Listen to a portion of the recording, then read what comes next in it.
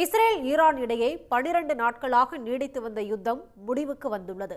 அமெரிக்க அதிபர் ட்ரம்ப் பேசியதை அடுத்து போரை நிறுத்திக் கொள்வதாக இஸ்ரேல் அறிவித்த நிலையில் தாக்குதல் தொடராமல் இருந்தால் தாங்களும் பதிலடியை நிறுத்துவோம் என ஈரான் அதிபரும் மசூத் தெரிவித்துள்ளார்.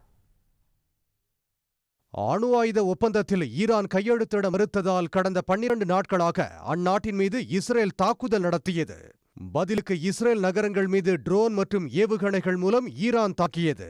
இதையடுத்து இஸ்ரேலுக்கு ஆதரவாக களமிறங்கிய அமெரிக்கா ஈரானில் மலைகளுக்கு அடியில் பாதாளத்தில் அமைக்கப்பட்டுள்ள ஃபோர்டோ, நட்டான்ஸ் மற்றும் இஸ்ஃபகான் அணு உலைகள் மீது கடந்த சனிக்கிழமை தாக்குதல் நடத்தியது. ஈரானின் முக்கிய அணு உலைகளை தகர்த்து விட்டதாக அமெரிக்கா வெற்றி முழக்கமிட்ட நிலையில் கத்தாரில் உள்ள 10,000 துருப்புகள் கொண்ட அமெரிக்க ராணுவ தளங்கள் மீது ஈரான் கடும் தாக்குதல் நடத்தியது. இந்நிலையில் இஸ்ரேல் ஈரான் இடையே போர் நிறுத்தம் ஏற்பட்டதாக அமெரிக்க அதிபர் ட்ரம்ப் தனது ட்ரூத் சமூக வலைதளத்தில் நேற்று அறிவித்தார். ஆனாலும் அதன் பின்னரும் இரு நாடுகளும் தாக்குதல்களை தொடர்ந்ததால் பதற்றம் நீடித்தது. போர் நிறுத்தம் அறிவிக்கப்பட்ட பிறகு இரு நாடுகளின் செயல்கள் மிகப்பெரிய விதிமீறல் என ட்ரம்ப் கடுமையாக எச்சரித்தார். ட்ரம்பின் எச்சரிக்கையை அடுத்து இஸ்ரேல் பிரதமர் நேத்தன்யாகு தொலைபேசி வாயிலாக அவரை தொடர்பு கொண்டு பேசினார்.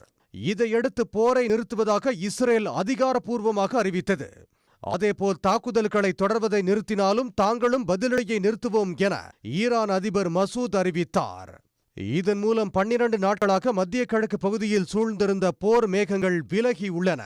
12 நாட்களாக இஸ்ரேல் நடத்திய தாக்குதலில் 606 பேர் உயிரிழந்ததாகவும் 5332 பேர் காயமடைந்திருப்பதாகவும் ஈரான் சுகாதார அமைச்சகம் தெரிவித்துள்ளது.